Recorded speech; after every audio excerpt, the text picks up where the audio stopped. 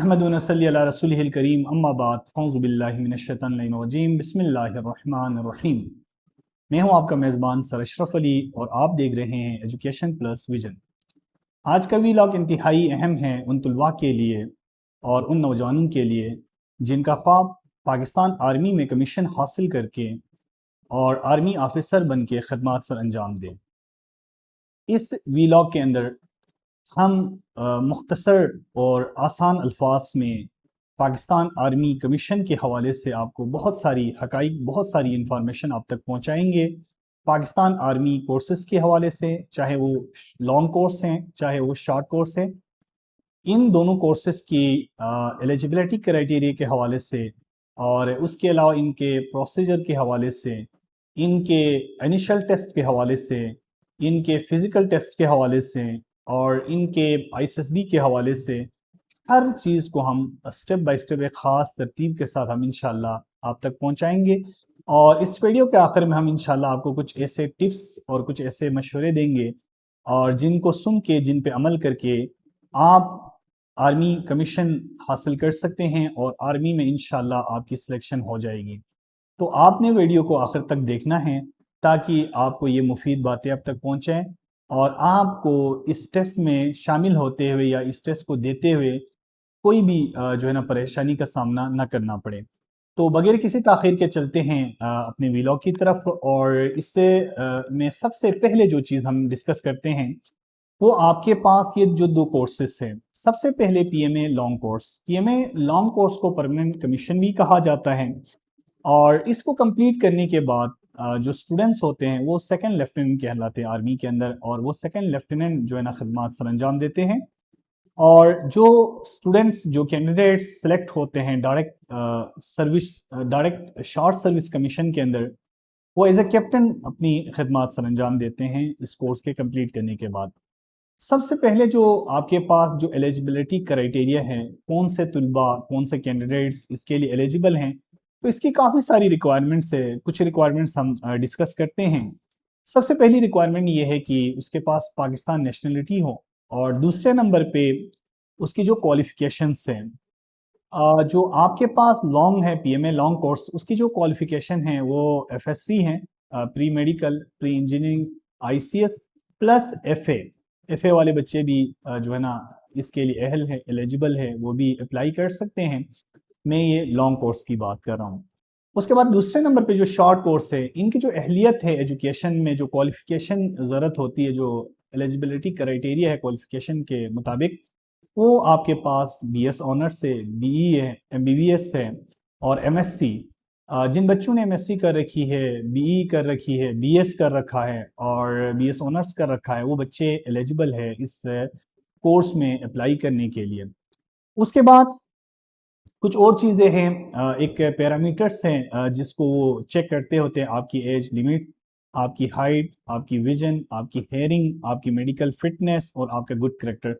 ये बुनियादी कुछ चीज़ें हैं जिनको वो देखते होते हैं, जो कि एक रिक्वायरमेंट है। उनको फुलफिल करना इंतहाई अहम है जो कैंडिडेट्स है उसके लिए।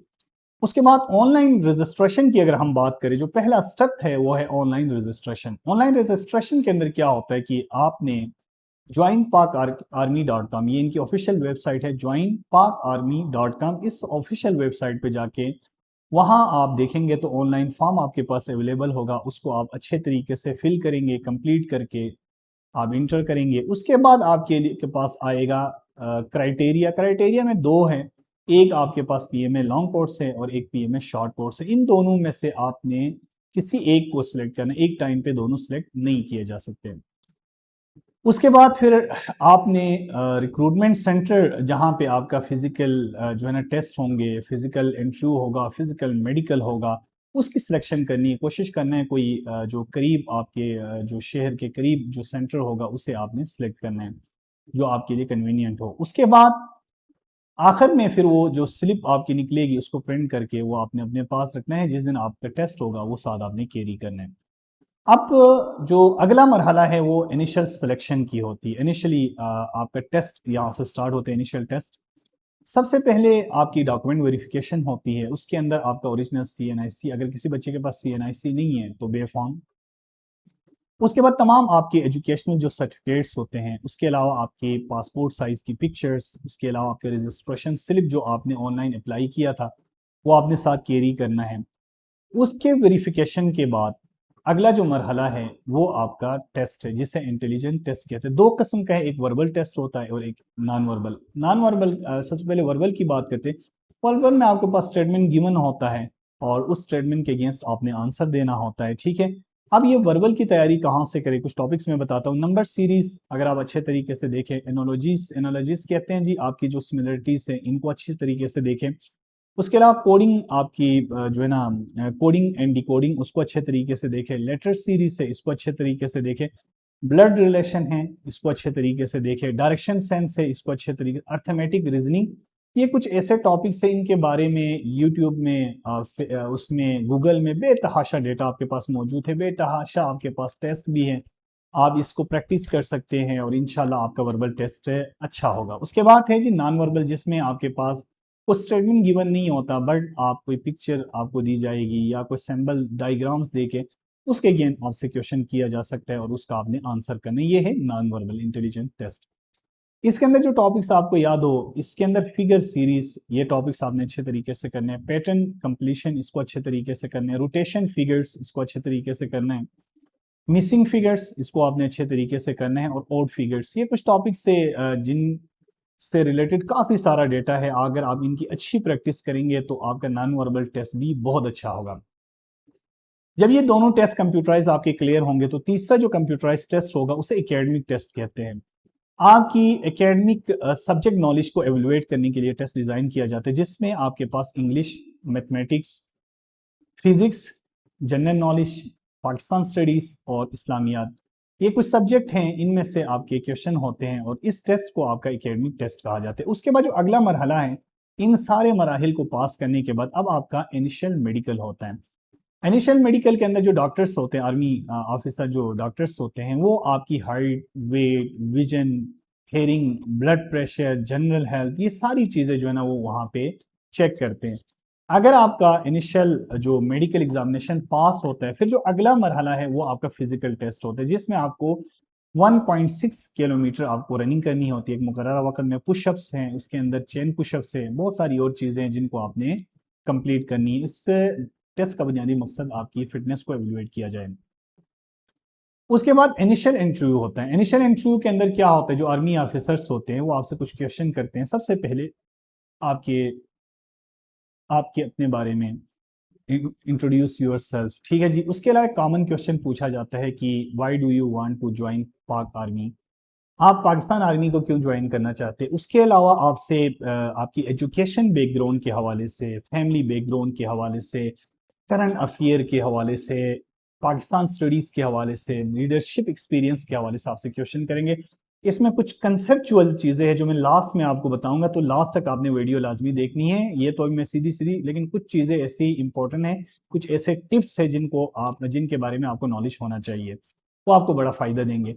ये पहला मरहला है जिसे इनिशियल कहा जाता है, ठीक है जी। इनिशियल टेस्ट, ये सब कुछ होने के बाद जो अगला मरहला है वो आपके पास क्या आता है जी, आईएसएसबी।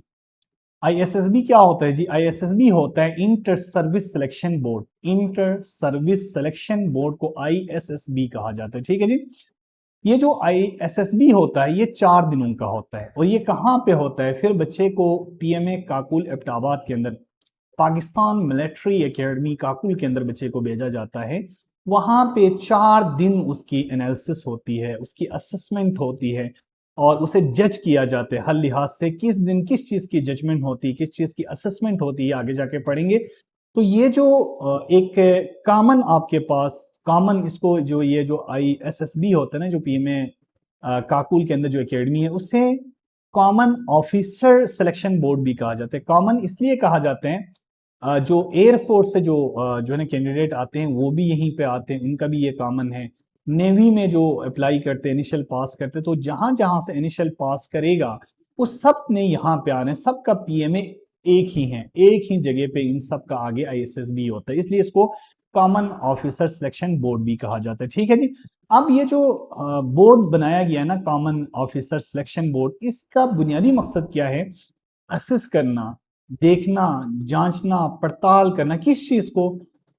एक जो कैंडिडेट इनके पास आया है इसके अंदर लीडरशिप क्वालिटीज हैं, इसके अंदर पर्सनैलिटी है, इसकी कॉन्फिडेंस लेवल, इसकी कम्युनिकेशन लेवल, इसकी जो है ना स्किल्स, कौन से स्किल्स, टीम वर्क स्किल्स और ऑफिसर लाइक इसकी क्वालिटीज, इनको असेस करने के लिए ये बोर्ड बनाया गया है। अब ये जो 4 दिन है हम चारों दिन को बड़े डीपली हम डिस्कस करेंगे ताकि किसी बच्चे का कोई जो है ना क्वेश्चन ना रहे। पहला दिन इंतहाई इंपॉर्टेंट होता है जी, चूंकि वो साइकोलॉजिकल असेसमेंट करते हैं।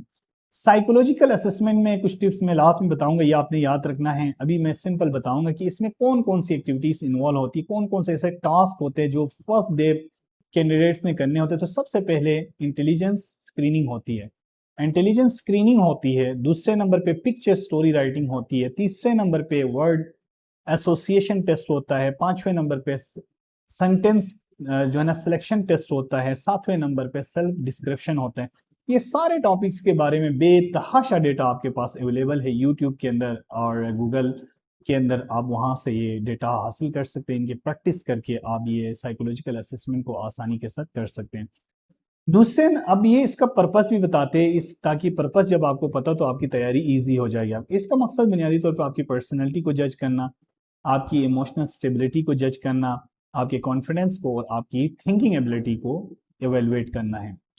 दूसरे नंबर पे जीटीओ कहा जाता है। सेकंड डे के अंदर जीटीओ टास्क होता है। जीटीओ क्या होता है जी? ग्रुप टेस्टिंग ऑफिसर्स होते हैं। ग्रुप टेस्टिंग ऑफिसर्स होते हैं, ये इन ऑफिसर की जिम्मेदारी ये होती है कि ये असिस्ट करें इन कैंडिडेट्स की लीडरशिप और इनकी टीम वर्क जो है ना स्किल्स को ड्यूरिंग, कहाँ पे जी? Outdoor activities. वो इंडोर एक्टिविटीज थी, ये आउटडोर एक्टिविटीज में, ठीक है जी। सबसे पहले ग्रुप डिस्कशन होती है और उसके अलावा ग्रुप प्लानिंग एक्सरसाइज होते हैं और उस आपको एक्सरसाइज दिया जाए और ग्रुप की फॉर्म में आपने उसको कंप्लीट करना है। उसके अलावा ग्रुप जो है ना उसके अलावा क्या होता है जी? प्रोग्रेसिव ग्रुप टास्क होते हैं, उसके बाद हाफ ग्रुप टास्क होते हैं, उसके अलावा आपके पास इंडिविजुअल ऑब्स्टिकल्स होते हैं। ये सारी चीज़ें बड़ी जो है ना इंतहाई इंपॉर्टेंट होती है। इनका भी मकसद क्या होता है? एक कैंडिडेट से उसके अंदर leadership qualities, team work, communication और सबसे बड़ी बात जो होती है इसके अंदर जो सबसे मेन चीज जिसे असेस किया जाता है वो आपकी डिसीजन मेकिंग। आपके अंदर कितनी एबिलिटी है डिसीजन मेकिंग की, क्या आप राइट टाइम पे डिसीजन ले सकते हैं, नहीं ले सकते हैं, ये चीजें यहाँ पे असेस की जाती है। तीसरा दिन होता है उसे, उसके अंदर जो है ना जो होते हैं उसे कहा जाता है command task and personal interview. Command task and personal interview, एक तो कमांड टास्क होता है, दूसरा उसका पर्सनल इंटरव्यू लिया जाता है, ठीक है जी। इसके अंदर कमांड टास्क दिए जाते हैं, इसके अंदर फाइनल ग्रुप टास्क दिए जाते हैं, इसके अंदर आपके पास रिमेनिंग जो इंडिविजुअल ऑब्स्टिकल्स है उनके बारे में आता है, पर्सनल इंटरव्यूज कंडक्ट होते हैं। इसका बुनियादी मकसद होता है ये जो इंटरव्यू यहाँ पे जो कंडक्ट करते हैं इसमें कौन से एरियाज को कवर करते हैं, किन चीज़ों के बारे में ये इंटरव्यू लेते हैं। तो सबसे पहले आपकी फैमिली के बारे में, दूसरे नंबर पे आपकी एजुकेशन के बारे में, तीसरे नंबर पे आपकी पर्सनैलिटी, फिर लीडरशिप, फिर सबसे जो दो इंतहाई इंपॉर्टेंट चीजें यहाँ पे जो है वो एक आपके पास करंट अफेयर, आपको बहुत स्ट्रॉन्ग होना है करंट अफेयर के अंदर, और दूसरे नंबर पे आपकी पर्सनल अचीवमेंट्स, पर्सनल अचीवमेंट्स और करंट अफेयर के।